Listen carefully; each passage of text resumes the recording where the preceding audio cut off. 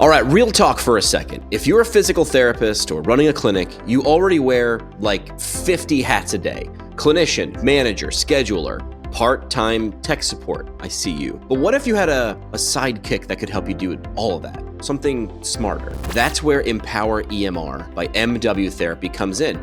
It's built just for physical therapists, and it's loaded with smart automations and AI that help you grow your practice without burning out. No more chasing paper trails or fighting outdated systems. This thing handles billing, scheduling, documentation, patient engagement, all in one clean, customizable platform. The best part? It's actually affordable and scales as you grow. Clinics everywhere are loving it, and if you're ready to take the stress off your plate and be the hero of your practice again, check out a free demo at mwtherapy.com.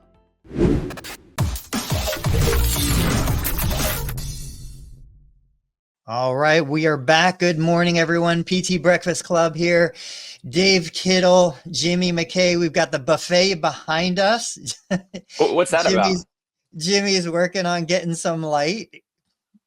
He's muted and fun. I don't know if it was like a plethora of breakfast or if we were more of like a bowl of cereal type of people. I'm not sure. It's definitely too early for the bar. You know what I mean? The bar background. So I figured it was this.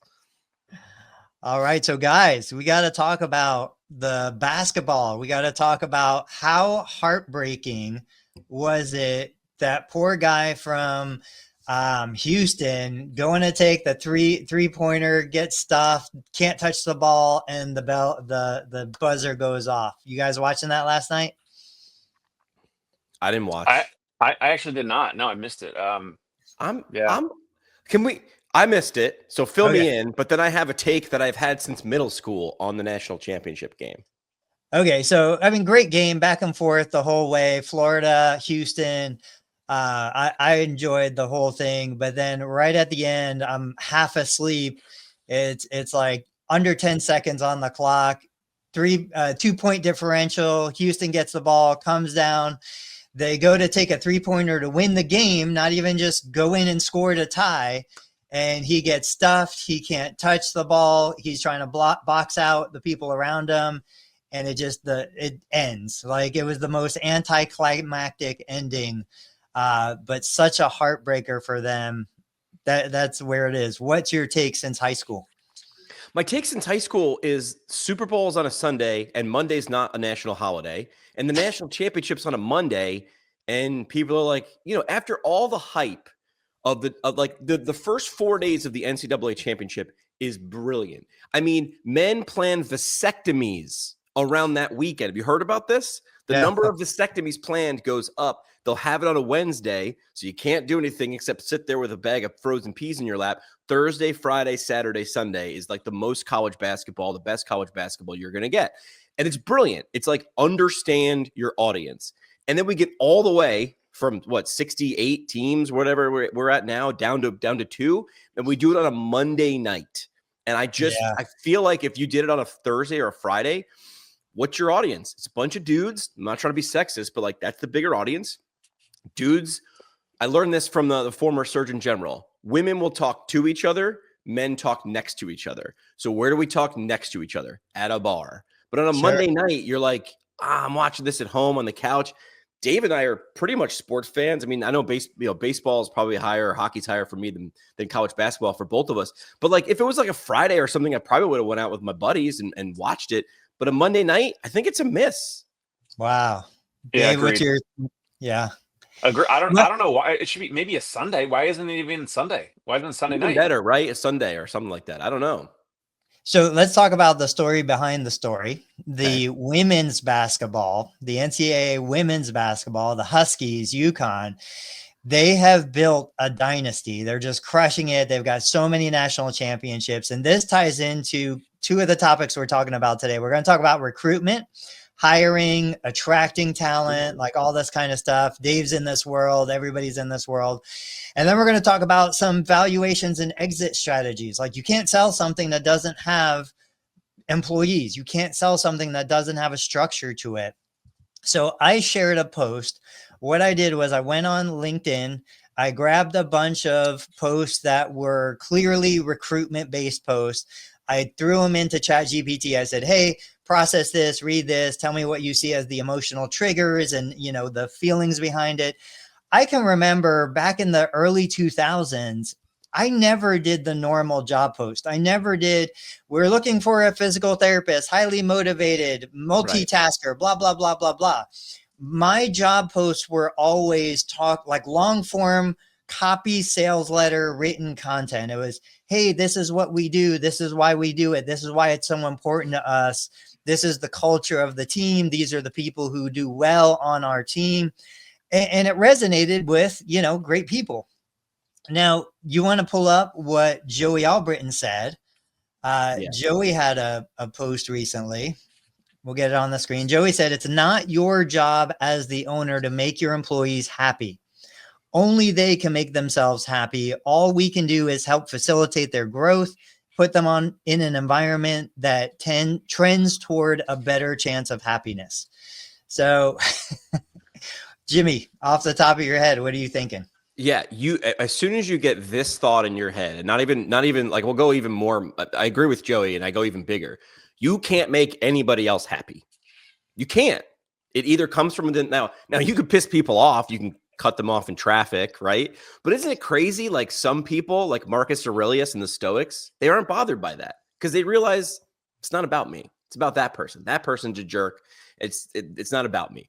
So I think as soon as you start to realize that, two things, like also I'll tie two ideas together. I feel like you and Dave understand what being a Gino Auriemma, the head coach of UConn's women's basketball, the dynasty, understood. You're not looking for someone to come in and be there for 20 years. That person's not great. Gino understands. I mean, now at this point, he's getting, a couple of years out of some players who have some marketability, right? Maybe some NIL money will keep them in college a little bit longer for the WNBA anyway. But your job is to get the most out of that person and put themselves in a situation where they can make themselves happy or they can make themselves successful, knowing that the right people are probably going to graduate and they're probably going to leave. So as soon as you wrap your head around, you can't actually make anybody ever happy. All you can do is facilitate their growth, put them in a good situation. I think you move the goalpost actually closer because happy is so far away. It's a pot of gold at the end of an invisible rainbow. Doesn't exist. Dave? First of all, Joey Albritton, friend of the Dave Kittle Show, friend of the pod, friend of all of us, colleague. First of all, he posts stuff like this so that people have some reaction. No different than my post or tweet about the, me flexing with my guns out and saying whatever it was, like if you want to charge $250 to $400 per visit as a physical therapist, you need to be fit and whatever I said. I forget, whatever the tweet was. First of all, he posts this stuff on purpose. Genius, because we're actually talking about it, and then other people share behind the scenes and they talk about it. So first of all, that's learning point number one: is learn from Joey, learn from Robbie. But Joey posts more polarizing stuff. You guys would agree, right? Than Robbie. Robbie posts very it's always nice and very, very professional. Nothing can ever get distorted. And then Joey posts stuff that's kind of it's going to be, you got to jump on the fence. You got to go one way or the other on the fence. You can't be on the fence. You got to be one side or the other. Correct. So that's point number one. Number two, is it our job to make our employees happy?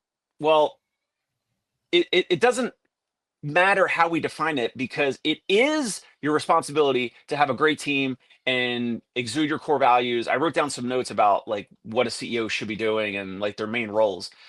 And one thing is exuding and living and reinforcing your core values. So a CEO can't say things like, we have, one of our core values is integrity, and then they're billing Medicare, 6 patients per hour, all with the one-on-one treatment codes, right? Which would be, billing healthcare, Medicare fraud. So you can't say that our core values are integrity, and that's one of our core values, but then you don't have integrity with your actual billing and coding and the ethics of billing. So I don't know, I kind of don't care. Is it important to have our employees, that's our job to make them happy? We have to set the table for the team, the vision, the core values. There's other components of a CEO, like capital allocation. We're going to put money to a new clinic. We're going to put money into Google ads. We're going to put money into Facebook ads, a new campaign for hiring and recruiting. There's so many roles and responsibilities of a CEO. You need to set the tone and the core the culture and morale, and ensure that morale is great. And if not, you need to be addressing it, having team meetings, having one-on-one meetings. So I think I kind of actually disagree with Joey. And that's the brilliance of his post is we're talking about it, and I got to jump to one side of the fence or the other. If you want to keep your people longer than a month or two, it kind of is your responsibility to ensure that and maybe they're not the right person. Maybe it's the wrong person. Maybe it's the wrong person on the bus. You want to get the right person on the bus, which the bus meaning, Jim Collins, your business. I think we can't fully make the employee happy, but we are trying to make sure that they are on the same page with us.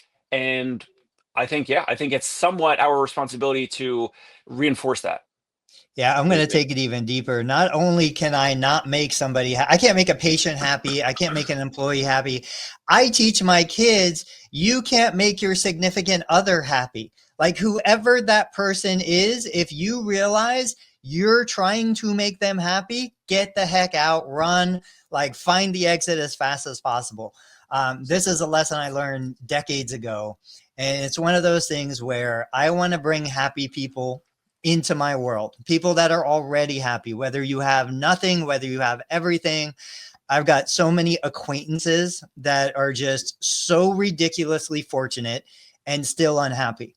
Now, there are those people, and I recognize people that are happy being unhappy. They want to be unhappy. They want to be angry. They want to be a dark cloud. That makes them feel good. Yeah. I acknowledge that. That's fine. But yeah, no way, no how. There's no chance I am going to build a business designed to try and make an employee happy. The employee has to be happy coming in. Then we have the foundation to move forward as a team. Talking about that, since Dave brought it up, let's talk about the role of the CEO. So many of the people that are going to be watching this, listening to this, they do everything. They're the CEO, they're the clinician, they're the marketer, they're the account keeper. But in a real business, there's a real CEO. And we hear, especially among the profession, CEOs being vilified for making so much money when, the employed line worker is making a fraction of what the CEO makes. I think we should address this. Why does the CEO make millions in some companies when the person actually building the widget is making, just barely enough to survive? Jimmy, what are you thinking about that? Yeah, role of CEO. I want to go back to coaching. I know it's an analogy, and I don't know if it's a straight one, but it's good enough for me. Going back to a coach, and I think Coach Herb Brooks from the 1980 U.S. Olympic hockey team was a good example of a coach, but he was also like the CEO of a general manager. He didn't pick, famously, if you don't know history, right? He picked a bunch of college athletes, and he left off some top stars. So a lot of people were like, I can't believe, he's like, I have to pick the team. So his job wasn't picking the best players. It was picking the players that would play best together. And he realized if he had somebody who was great, but they had a shitty attitude, or they weren't the glue guy, or they were going to disrupt 4 other players, their net value was lower. So he looked at himself as like, my job is to win the game. I win the game with a team, not with a player. How do I put those players together? And famously, he took crap for it. They were like, you're picking the wrong players. Now, of course, those people put their foot in their mouth when they beat the Russians and, went on to the gold medal game to eventually, do you believe in miracles? So I think the role of a CEO is to create the environment. I know people like the pyramid where the CEO's at the top, but ironically, I think the CEO actually is there to support set the environment, set the tone. How come we're not doing this faster? Well, we don't have these resources, that says the person on the front lines. Then get them the resources. If that were to have to go all the way up the pyramid, it takes too long, right? So it's your job to make your boss happy. I think it's your job to make your boss look good, right? If your job is to make your boss look good, but I think the CEO needs to be on the bottom. It's his job to make the people on the front lines look good, because that's where the sausage is packed. Dave? Tony, can you re-ask the question just so I can what's the actual basically, role of a CEO? Yeah, what's the role of the CEO? Like, why are they making exponentially more money than somebody on the front lines? I think that's what people really want to hear. What are your thoughts? 100x. 100x. Okay. I have a quick story from one of my mentors, Ed Mearsh. Ed Mearsh has bought and sold a ton of physical therapy businesses over the last like 30, 40 years. Um, he has, and I'm going to probably butcher it a little bit. I can't remember the exact story. I wish we could have him on. Ed, if you're probably not watching, but if you're watching, we got to have you on here. Hey, this We show would love spreads. It gets places. Yeah, we want you to come on here. Ed most recently raised a whole bunch of private equity money. This is all public, and raised at least 50 something million, and then bought up a bunch of clinics, rebranded them all to Motion PT. 7 or something years later, sold them to Confluent, and the deal is on the internet publicly as $250 million deal. Years ago, he sold a portfolio of companies to either Physiotherapy Associates or Select Medical Novacare. An employee of the company that was a driver that was driving patients to and from an outpatient physical therapy office of the company stops Ed Mearsh, and he says, Ed, I was looking through the, whatever the public financial documents are, because I think it was Medicare, not Medicare, Select Medical Novacare. And the driver knew Ed's approximate salary, and he was like a senior vice president, or he was like a high level executive. And the driver said, I'm making whatever per hour. And I was looking through the, the financial documents, and I saw that your salary was whatever at the time. It was probably like Jimmy just said, like 100x, right? And the driver was like, can I get a raise? Like, see, you're making all this money and I don't understand it. Like, you're making this crazy amount of money and I'm just doing this. And Ed, he said it way better than I'm going to say it, but he basically was like, we love you. You're great. We get great responses. All the patients love you, Mr. or Mrs. Driver, whoever that was. You're doing a great job with driving everyone safely and obeying traffic laws and all that type of stuff, making sure that, seatbelts are buckled and all that type of stuff. But he said, myself as a senior vice president or COO or CEO or whatever, I'm delivering XYZ level of value to the entire organization. Like, respectfully, if you don't come in today, there's 10 people that don't come into the clinic, and those 10 people would be, $800 of revenue or whatever, right? $1,000 of revenue. But if Ed doesn't come into the office today, the level of missed value could be 100x just for that day. It could have been a strategic meeting. It could have been a board meeting. It could have been an investor pitch. It could have been they're acquiring a new practice. It could have been whatever it is. And it's a higher level value job and components. I don't know if that makes any sense. I don't know if that's totally clear, but I heard him say that as a nice, respectful way to reply to a lower level employee about the difference in actual value that they're delivering for that role that they've agreed to do versus a higher level role that is like culture, capital allocation, value, strategic planning, like really big things that actually moves the needle in the organization. Yeah. This goes back to, and I share this and I always get persecuted for it. Are we being paid for the job or the outcome, or are we being paid for our personal value? You always hear therapists say, know your worth. It's never about your worth. It's about the worth of the job you're delivering to the customer. A rotator cuff repair, 12-week rehab program for my grandmother who loves gardening is worth less to her than it would be to somebody who's going to, professional sports. So we have to make that distinction. And the job of the CEO, from my perspective, like you said, is to guide the organization, to get buy-in, to lead the culture. CEOs are ultimately a politician. That's what it is. The CEO, they're the president of the company. They're the politician. They have to shake hands and kiss babies, make everybody excited about what's going on. They're partly entertainers, partly, socializer. That's what they're getting paid for. And they're getting paid the value of driving that organization. They're not necessarily any smarter. They're not necessarily any harder working. They don't have any of those other attributes that we like to tie value to. They just happen to be in the position, in the role that has more value than the role that I accepted when I took a job as, exercise tech. Right. Jimmy, what are you thinking? I think a problem that I fell for too was, I'll use my own experience because that's all I got. When I started in radio, I was like, hey, listen, like I'm working really hard. I was the weekend overnight guy. Next thing you know, I'm, moving up and getting promoted. I'm looking at the general manager who's like the CEO of the building that I worked in. And I think I realized I realized too late, like I needed to climb higher to be able to demand those things. Cause that guy had no idea who I was. He's like, who the hell is this guy? Making 50. I mean, I was 2001. I was making $15,000 a year with a college degree, working 6 days a week. But I needed to impact more. Here's the thing: the way I did that is I left. I had to. There was no way to climb at that particular place, right? I'm not saying this is the only way, but you have to understand your value. So I could have just like muttered under my breath or complained to my coworkers. I looked at the situation. I gave them some time. I was like, "Can you explain to me how I can?" I've been promoted 4 times in 6 months or 8 months, and I wasn't really given a raise at all. And they were essentially like, "Well, you need to do a different job." What's that? They tricked you.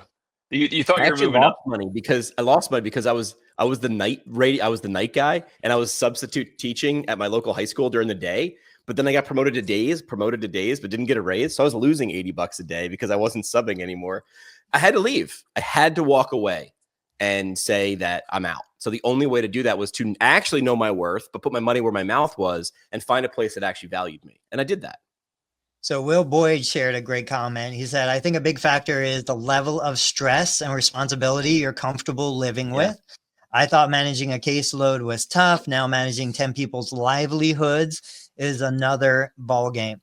And it's true. Go ahead. So I was before Will Boyd. Thank you, Will, for the comment. But when this question of like, is a CEO worth 100x more than their employee salaries? Will touch on it a little bit. Stress and the livelihood of other individuals, that's risk. Ed Mearsh had most likely, I don't know specifically, but I'm sure he has personally guaranteed previously when he was buying and selling, especially buying and raising capital, all that, I'm sure he has personally guaranteed millions of dollars. Meaning if he defaulted, if he embezzled money, whatever, if some stuff happened, he would have been on the hook at some point in his career for millions of dollars. Now the driver of that other location, when he bought that outpatient office, and the driver is driving individuals to and from that office, that individual accepted that role, and there is basically no financial risk. There is no actual risk that's going to keep that driver up at night. Versus what Will said, which is, and I 100% agree, which is you're having the understanding and the responsibility of the livelihood of tens or thousands or hundreds of employees, and that risk you're accepting as a CEO. That's another reason why they're paid 100x more than a hourly or entry level employee. Yeah, different skill set too. Like having the skill set of a CEO is different than even a manager. Like CEO is a manager, right? You would say it's a manager of managers of managers. It is a different skill set. It's just a different game. You're playing a different game, and that game, a 1 degree change on that level can be monumentally great or horrible. Like 1 degree over that scale. The scale is just bigger. I think it's different and bigger. It's bigger and different. Yeah, it's different. The other element here is, you have to be comfortable being the villain, being the bad guy. You have to be comfortable making the decisions. One of my boys was watching someone on YouTube the other day, and they were put in a simulation of being president and a nuclear war starts, and what are the decisions you're going to make. And so we're watching this reenactment, and this person, as president of the United States, has to make a decision. Do I launch this attack that's going to kill 100 million? Do I launch this attack that's going to kill 20 million? Like every one of us that's in a role of leadership, we are making decisions that's affecting everybody. And we have to be comfortable making a decision that negatively impacts people, but maybe it negatively impacts them less than other potential decisions. And at the end of the day, I think generally speaking, we're always going to be viewed as the villain no matter what. The people that are being influenced by the decision, it takes a big person to acknowledge that was a hard choice. I'm glad Tony made that choice, even though it negatively affected me, and so we have to be emotionally mature enough to acknowledge this is my job, this is what I'm doing, and I'm going to do it to the best of my ability. You either die a hero or live long enough to become the villain. Everything goes back to Batman. That's a Batman line, right? That's the idea. So with this, going back full circle, Jimmy's been sharing some stuff about recruitment, attracting, team players, attracting the best person. I always think of the movie Moneyball, and how it's not about hiring the most expensive. It's not hiring all stars. Like, you need to hire for the role. Sometimes you need followers. Sometimes you need leaders. Sometimes you need people that work in a cohesive group. What has been your motivation lately, Jimmy, for sharing stuff about recruiting and attracting the right therapists? I don't think I understood. Well, two reasons. Number one, and I don't know if this is just part of what I'm seeing because it's what I'm clicking, right? We are what we start to read what we're searching for, but I'm noticing a lot more solopreneurs, or what I think someone else said, 0.5 to 1.5 FTE organizations, right? So it's like a side gig, but big enough to support somebody, or 1.5 people. And you're seeing this problem crop up in our profession. That's always been a problem, but maybe I just wasn't paying attention to it. Like, the big issue is actually finding people to work in your organization. I just don't think it was on my radar. I didn't think it was an issue because I wasn't in that position to talk to those people. And now I am.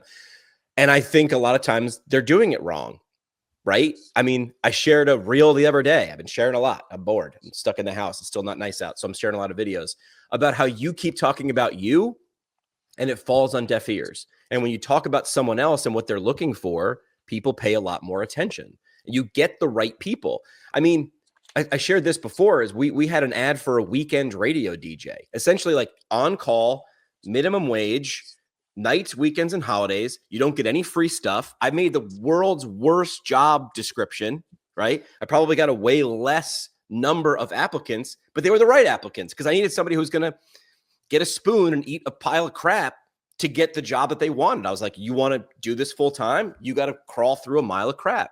And it was an overly honest, even tongue-in-cheek job application that we put out there. But we got the right people to apply. And I think big organizations miss this. Like, go to any of the large organizations and go to their career page and just look at their job descriptions. What do they say?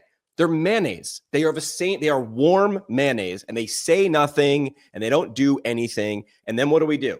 We put our resume through it, and an AI reads it, and it just finds more mayonnaise. Mayonnaise begets mayonnaise begets mayonnaise. I think the ones that succeed do it well. I mean, look at Rehab to Perform and Josh Funk. Their entire social media is actually mostly not aimed at patients. It's like, dude, do you want to work somewhere in a fast-paced, environment? You know who that kicks out? People who don't like fast-paced environment. Good. We don't want you here. Like, in a good way. You're not going to fit in here because that's not what we do. Their whole social media on Instagram, I'd say 90+% of it is to show you, not tell you, who they're looking for, what we are. As Seth Godin would say, people like us do things like this. So I think I've been talking a lot more about it because I see it a lot. Dave, I haven't seen you put out any long form content for recruitment. You've got the shorter posts, 100,000+, couple lines. How come you haven't gone the long form route? I've been thinking about it. When you say long form, meaning like long videos like this? Videos, sales letters, like just, anything that paints the story of, I was frustrated and doing this, and then I found Dave, and all of this changed for me, like that kind of narrative. Yeah, I definitely should do more. I did that one. Remember, I did that post and video about like being able to buy a home or an apartment in New York Yeah. City. Right. That was fairly long. It was kind of like almost like a long sales letter, and then that got a whole bunch of positive and negative sentiment on LinkedIn and Facebook. Great. And then I made it into a video. I basically like read the post as a video maybe 3 days later or something, and I think that was like a 3-minute video. Not crazy long form, but like longer than like a 60-second video. All right, you didn't start your practice to become a full-time billing detective, right? So what if you could let Athelis RCM take that off your plate? It's AI-powered revenue cycle management that actually gets you paid faster, with fewer denials and way less stress. Athelis plugs into your EMR, no messy tech drama, and it starts working immediately. Denials managed, payments tracked, insights clear as day. You get a real-time dashboard that shows you where your money is, what's working, and where you can improve. If you're ready to stop chasing dollars and start collecting them, it's time to check out Athelis RCM. Go to athelis.com and book that demo. That's ATHELAS.com. Your future self will thank you. Yeah. Okay. So we got to address this. Will, you always have an open invitation to the show. You are always a welcome guest. If that hasn't been on your radar, like absolutely within the next couple episodes, let's bring you on. Will Boyd, that would be phenomenal. Yeah, Tony has been saying it for a while. We need to make it happen, Will. We'll talk about fractional CEO stuff. We'll talk about our CFO. I want to make a connection. I didn't realize this wasn't a connection. Will, I've got somebody to connect you with on LinkedIn, certified financial planner. I thought you guys already knew each other. I had no idea. So, this show brings people together. I think that'll be a great connection for you guys. Synergy. All right. So let's pivot just a little bit. Okay. Let's talk about some stuff that's going on, valuations, acquisitions, like what's going on with the business.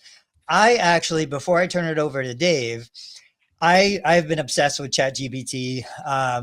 I talked to, using the voice feature, chat on the drive home the other day.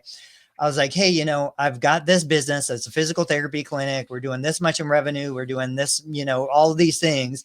I said, but I really want to build a business within my business that I could then offload and sell as a standalone business. I said, I've got 2,000 square feet. I've got exercise equipment. I've got all of these things.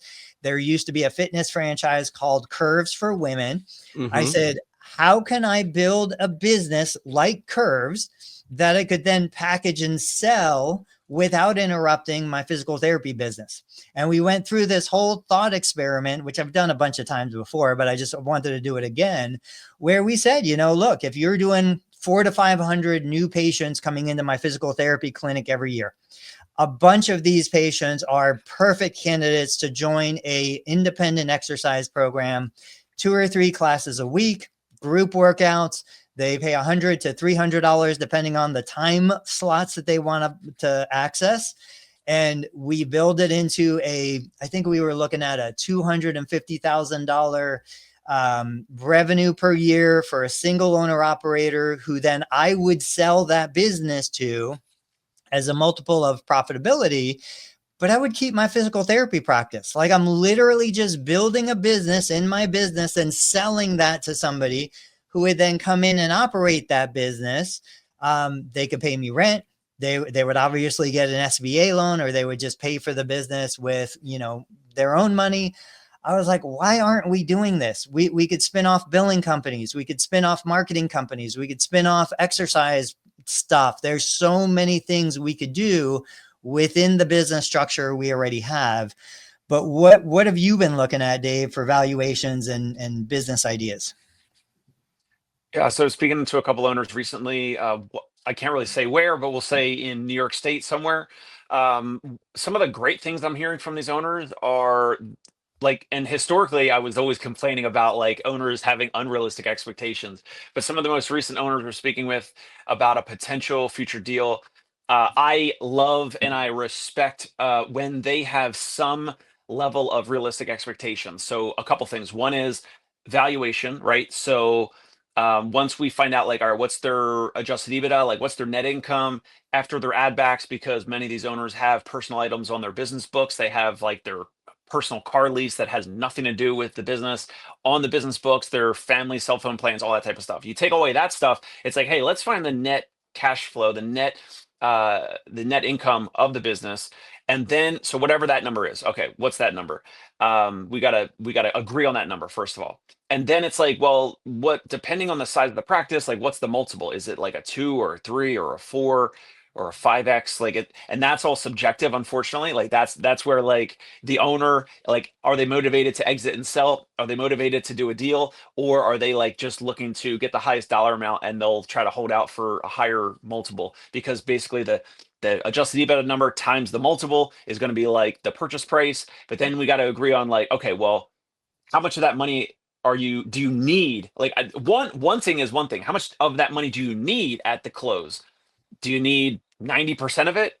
Do you need like just 50%? And like the other 50% could be deferred as seller finance, or 25% deferred as seller finance in the future, where we pay that out starting, 12 months after the acquisition, or starting 3 months after the acquisition, or whatever. So that's one thing I'm seeing is, I don't know, maybe there's some correction. Maybe I don't know. Maybe there's something in the environment that owners are getting a little more. They're a little bit more understanding in terms of de-risking the deal. We're looking at the deal and we're saying, hey, how much of the practice is wrapped around you? That could be risky. So one owner we're speaking with, like, they said they would be fine with staying on board for 12 months during the transition. I'm like, amazing, because and we said like, hey, in the first 6 to 12 months, like we don't have an initial plan to even rebrand it, to change your name. Like we want to keep your name. We might even keep your EMR, your medical record. We don't want anyone getting spooked. We want your therapist to stay comfortable. We want your front desk staff to stay comfortable, meaning like not spooked and scared. We don't want them to leave. These are all the major components of risk and the challenges with deals, and not so much change evaluations, but it's like having these practice owners understand how these deals get, how they get judged, how they get value, how they get evaluated, how they get assessed, and risk is one of the biggest components. Yeah, I think you bring up a good point, which is like say the thing that you're scared out loud and see where it could go. Like if you're actually worried, if I buy this and the owner bails, then I'm nervous about the actual value of this. Then say that. Be like, if you leave, what's the deal? Oh, I'll stick around for 3 years. Is that the deal breaker? Because that wasn't a problem for me. So bringing those things up, I guess, would feel scary, but I feel like you're saying it probably is better just to get those things out of the way, because has to. Yeah, right. I mean, especially deals this size, if that's a deal breaker, say it out loud. Otherwise, because like deals like this don't pop up all the time. If you've gotten to that stage, say it to prevent a deal breaker. So Dave, I got a question. How does the acquiring group, let's say the owner says, yeah, I'll stay on. I have to assume a couple things going into this. One, the owner is probably not doing a great job anyway. Like the fact that the owner is looking to sell, unless they specifically built the business to be sold, the owner is probably not doing that great of a job anyway. How does somebody who's acquiring, whether it's a private equity or a private sale, how does that acquirer say, okay, I'm going to keep this owner on, but then you realize the owner's doing a crappy job, I need to get rid of the owner? How do you address those issues? Yes. We have the option in the purchase agreement, in the future potential purchase agreement, to basically terminate that contract, the employment contract, at any time. If we do a deal, there's going to be like the one purchase agreement contract for like the price and terms of the actual practice and the duration of them staying on in the transition. Depending on the deal, that could be put into the purchase agreement contract, or it's going to be in the employment agreement. The employment agreement is going to be like, hey, Tony, we're going to agree on a certain salary or hourly rate for whatever, and it's going to be, here's your roles defined. Like it could be the social media stuff. It could be, you're still going to do shockwave treatments. You're still going to do X amount of social media published videos per week, or whatever, like really defined items. But at the same point, at the same time, it's kind of like we could, if we wanted to, we could lock you into, let's say it's 12 months or whatever, where if you leave, then there's going to be some penalty that you would have to pay us. But we would be able to terminate that employment contract at any point if you're and you wouldn't, Tony, but other owners, if they sabotage the practice, if they start, talking bad about the new buyers to the team members, and you're gonna like dirty the water and cause issues, then the buyers absolutely would want to get rid of you. And maybe there's some, financial penalty there, but the buyers would want to have that ability. However, that's why with all the calls and the meetings and, uh, you know, building rapport and building a relationship with these owners, that's why it's vitally important, because you have to have so much trust and relational capital built up to understand, like, is this person, and it's no different than like we talked about interviewing and recruiting. It's no different. It's just like making sure that this is the right person. I think such a great opportunity right now for somebody would be, we know that there are people who are great at going from 0 to 1, meaning like you start from nothing and you build and get those first couple clients. We know that there are people who are great at going 1 to 10 and 10 to 100. I think there's such an opportunity for somebody to just go out into the market, make great connections. Somebody like Jimmy, who's got connections with universities, connections with students, connections with new grads. And then you just go out and kind of create this incubator where you just start practices from nothing. You build them to a certain level at scale, package and sell to the next level, who's going to then take that, put it into private equity, put it into something else. What are you nodding your head about? Because this is what my PT school roommate's dad did. Okay, tell me. Like, he started PT practices in Northern Virginia where they lived, and he had the most boring names. I hated them. When he would tell me, it was like name of town, local town, physical name therapy. of town, physical therapy. And it's the dumbest idea, except it's the brilliant idea, because everybody thinks of it. It's better for Google. He was smart. He only did what he needed to do. And he would do this. He would open a PT practice, I think with a co-owner. I'll have David or his dad, because David lucked out. Both of his parents were PTs. I mean, he was like PT, lineage. And his dad and his partner would open a clinic. They'd get it to profitability, like they'd build a business, and they'd recruit, probably, I'm guessing, and I want to speak for Hadi, but like thinking like, who here is going to be the ideal person? They, I think for the most part, wanted it to come from within. And I think he wound up selling several of the practices to Marymount grads, because Marymount was a school, like you just said, right down the street. So I've got a feeder school. So it's always going to have somebody who wants to stay in the area and work here. But I think he was always sort of looking like, who's going to want to take this over? And I think they were smart enough to know, like, that kid's probably got no money. How do we structure this deal to make sure? And he was never, I mean, in what I've seen, all those businesses have continued on with those owners. So it was never like, I'll just sell you something and good luck. They sold them something that was on the way up, but they didn't want to be here from 8 to 50. They were like, we're good at 1 to 5. And that's what we want to do. And then he'd sell it. They'd go 20 miles down the street, right? Far enough away where they're not competing, and open another boring PT clinic, this town physical therapy. And they did it again. That'd be a great episode. I should get David and his dad on here to talk about that, because it was so boring that it was brilliant. Yeah, the mindset of somebody who's starting something to sell, trying to find that peak value where there's enough meat on the bone that a new buyer coming in still has acceleration and still has growth. Yep. But you can get in and get out relatively quick, and really, for the right personality, like, that's the best part of the whole thing. Yes. I'm 25 years in. I have so much history and baggage that's weighing me down. But if I could get in 3 to 6 months, accelerate growth, recruit, grow, market, do all the fun stuff, and then sell by 12 months, amazing. So, I don't want to say too much, because I get told things sometimes and I'm like, is this for public consumption or is this for Jimmy? And just for future reference, don't tell me anything monumental that you don't want on a podcast, because I might screw up and just say it, right? But I do know someone who's doing something like that. So what I'll do is I'll text them and be like, hey, is it cool? And I'll just bring them on. This way they know that they're, streaming. But I believe this person that I know is trying to solve that. Essentially, let me take all my business knowledge and starting, and you're like motivated, but you don't know where to begin. Let's go into this together and share the risk, but you get the reward. I would love to continue to put messaging out about these out-of-network practices in New York City. Hey, if you're watching or listening, let's all band together. We're fighting for the same leads. I was just thinking about this the other day. I was like, I'm spending money on leads on Google ads and Facebook ads and all that. Like, why don't we all band together? Let's figure out maybe It's an the arms first race.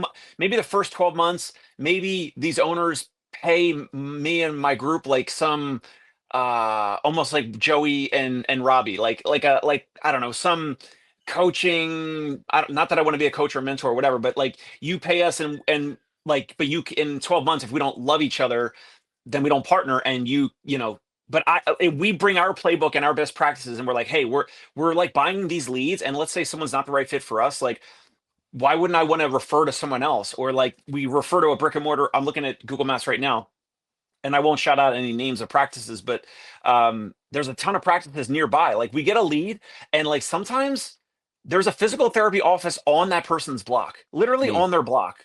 And it's like, do they even know that that office is there?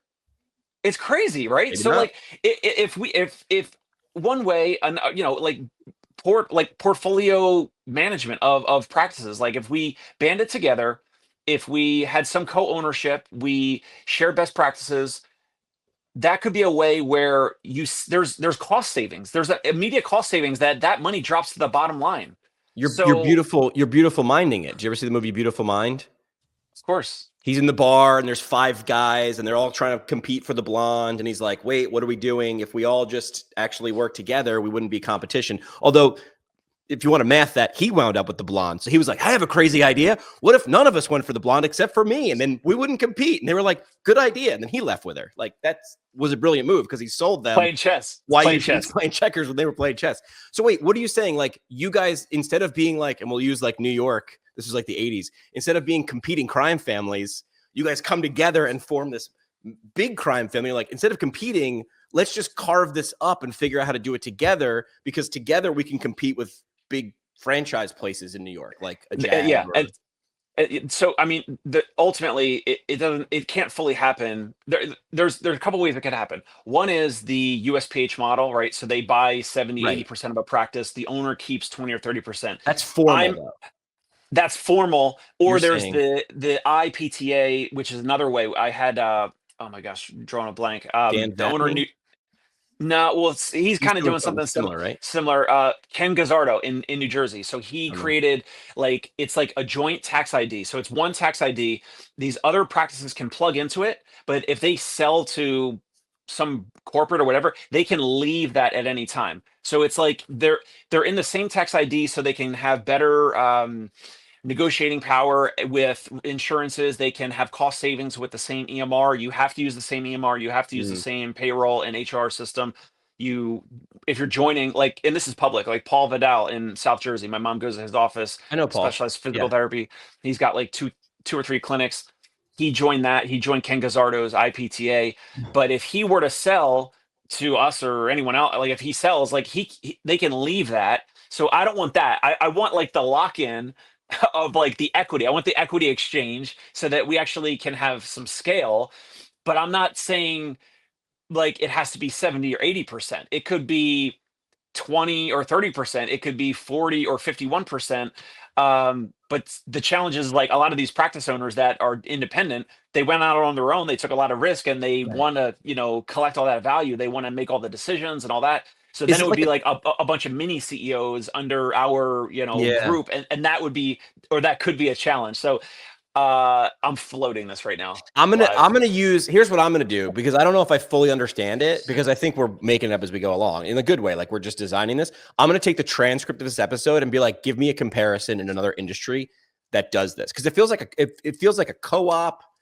No, Right. I mean, it Or would, it's the same as, Confluent buying Motion, or it's the same as USPH buying the but that's majority stake formal. of practices. Yeah, yeah. But Oh, so you okay, want it to be formal? going back to the beginning though, I was starting the mindset of, okay, Dave's talking about leads. Why are we all paying for leads separately? Why don't we Right. come together effectively, like Jimmy said, make a co-op where we say, hey, let's put this money in and then we'll share the leads that come in. Like round robin So, it?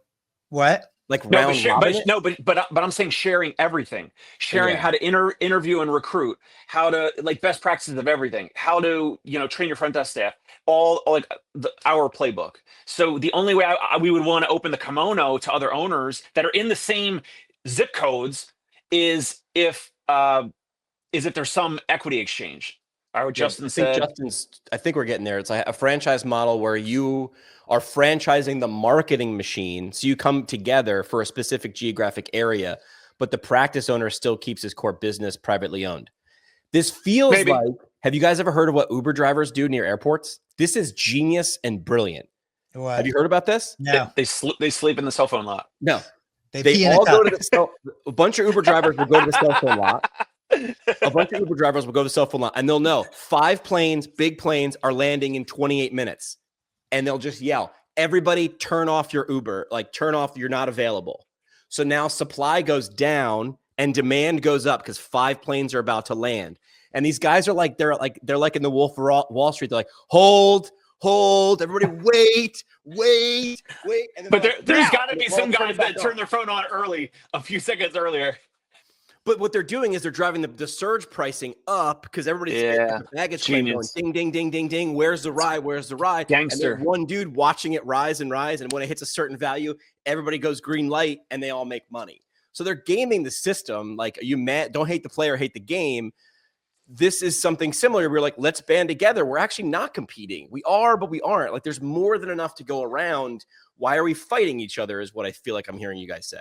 So how does a company like Zillow, if you're a realtor and there's 1,000 realtors in your area and you pay Zillow, doesn't Zillow just spit out the incoming lead to everybody in the area and you're paying for those leads? Yeah. I don't know. I don't 100% know, but that would sound like that would be a reason to use it, right? Like Zillow's like, hey, come on board because we know what we're good at, which is traffic, like SEO and traffic for a particular site. Like, right? Like instead of me going to Keller Williams and Century 21 and having to pick my pony, I go to Zillow. Well, number one, I check the value of my own house every once in a while. I get my Zestimate. And then, you're looking at whatever things are because it's a good resource. They understood what game they were in. Zillow did anyway. I think there's something there. Yeah. And I think New York would be the place to try it, right? If you're going to try it, like, because you'd have more than enough people to sign on or jump on board. All right. So before we wrap the show, did you guys see the long form sales letter post that I shared and kind of the iterations that I shared? I think it was yesterday, related to a service where the therapist goes out, meets the patient at the home after they've been discharged from the surgical center following a total knee replacement. I saw the video of your heart. Yes, I saw that. Okay. So here's the deal for context. Anybody who's still watching, anybody who's still listening, if somebody hires me to do this, I will do this. I am not interested in doing this. This isn't something, but I'm putting it out. I don't want to do this. Yeah, I'm putting it out in the real world. Like this is attached to my business Facebook page because what I'm trying to do here is I just want to show other clinicians what's possible. I don't really care. I don't care if somebody hires me, doesn't hire me. I don't care if it does well, doesn't do well.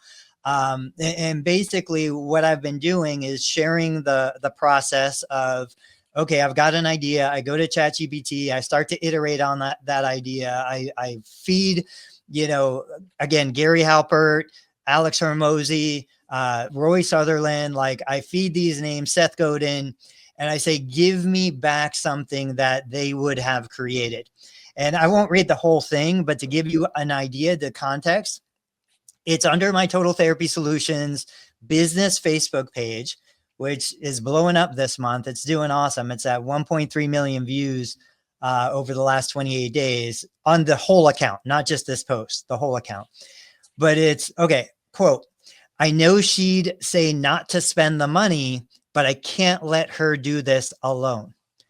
That line is because we know our moms and dads would not want us to spend the money to hire help, hire an aide, hire a therapist to come do something. They're not going to spend the money and they don't want us to spend the money. So I said, I want you to target the adult children of the ideal client, knowing that the client doesn't want to spend the money, but the kids will. Then it said, if your mom or dad is having a total knee replacement soon, you're probably already feeling the pressure. You've taken time off work. You're trying to manage everything the hospital throws at you. The discharge instructions are a mile long.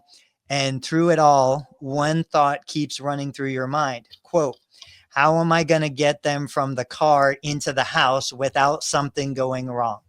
Right. And so then the rest of the post goes through and it shares, you know, the drama around the people at the surgical center will get mom or dad into the car. But once you get home, how are you going to get them out of the car, into the house, into the recliner?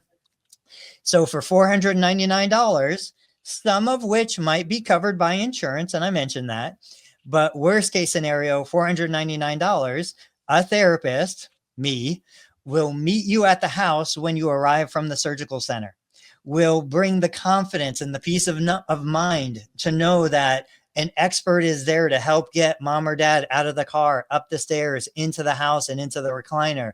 And that person is there to answer your questions, because once you get in the house, that's when all the questions kind of come to your mind.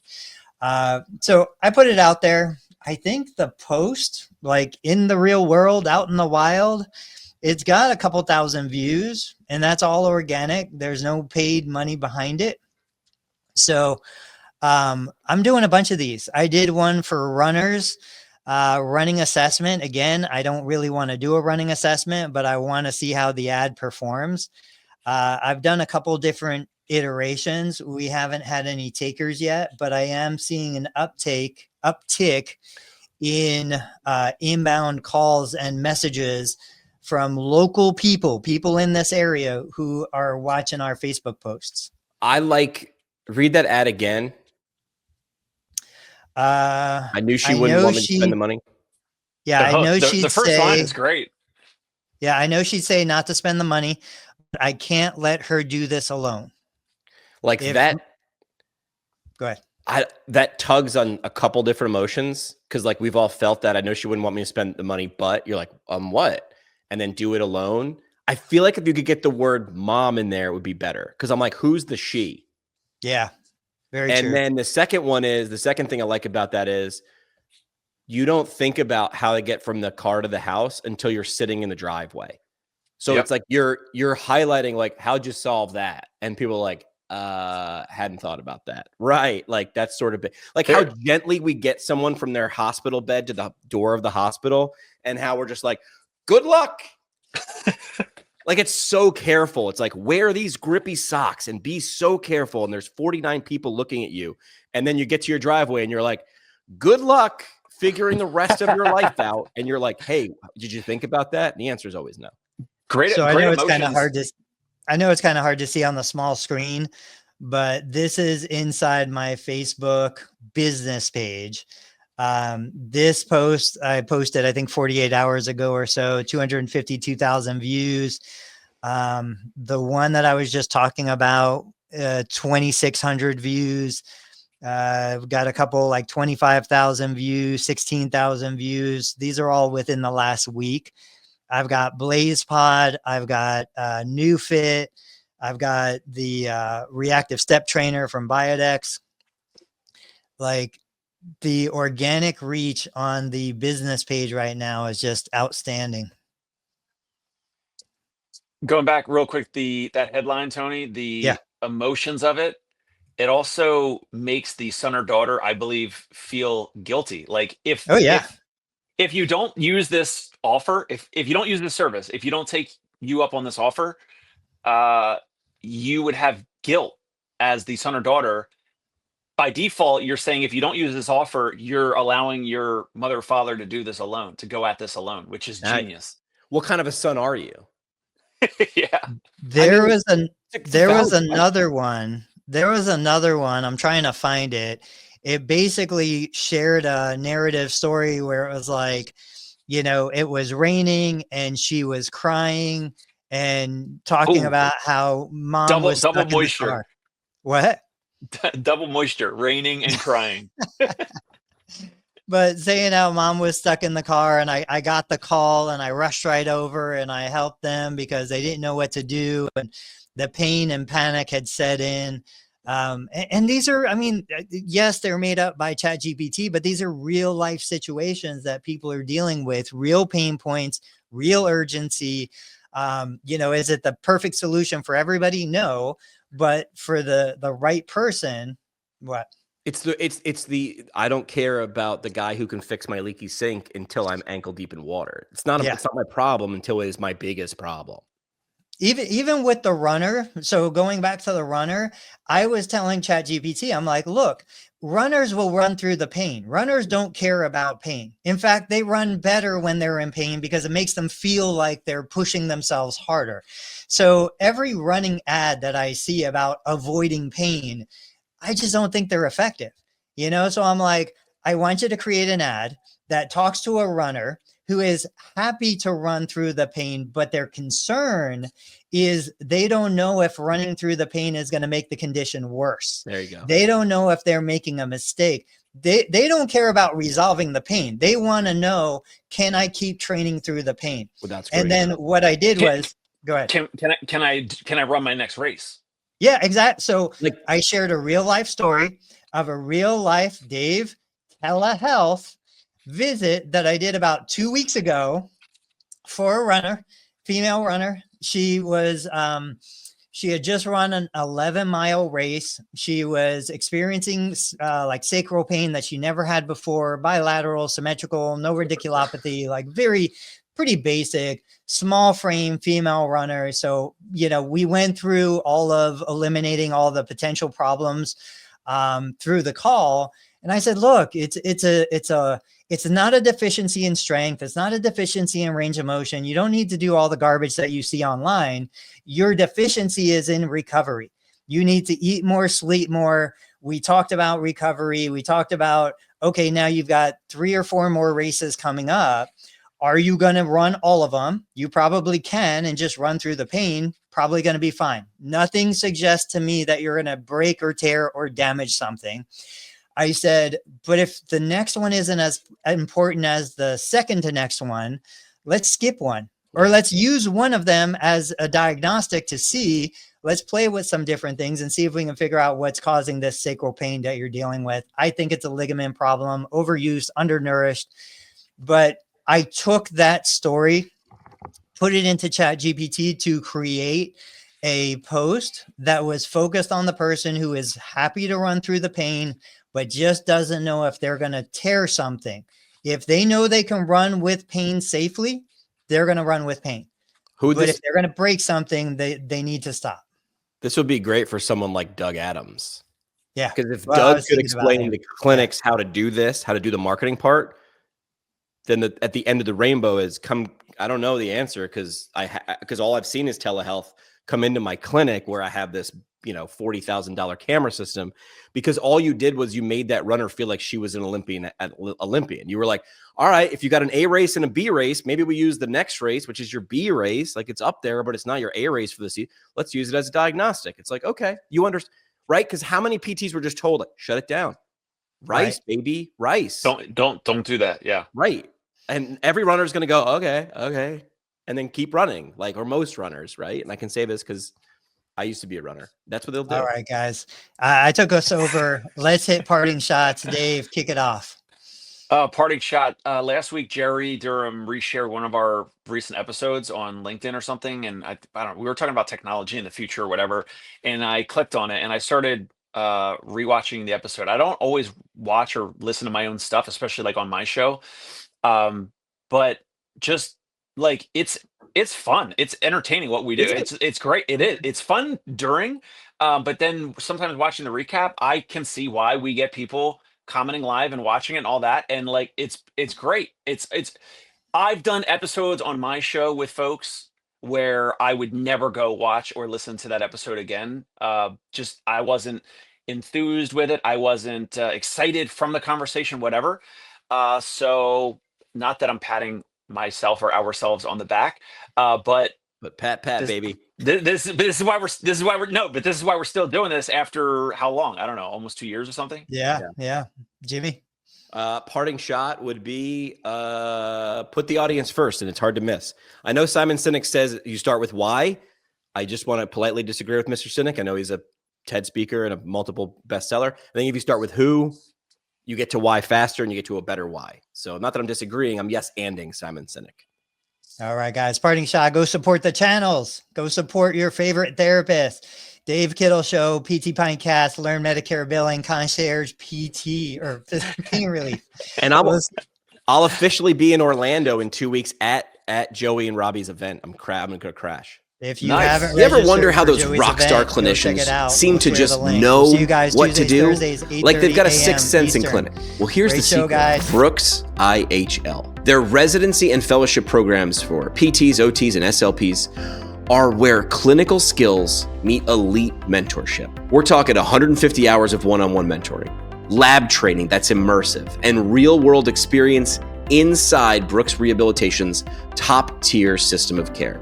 And unlike some programs where you have to put your career on pause, Brooks IHL pays you a full salary while you level up. Their grads consistently outperform national board pass rates, and most of their mentors, they've been through the program themselves.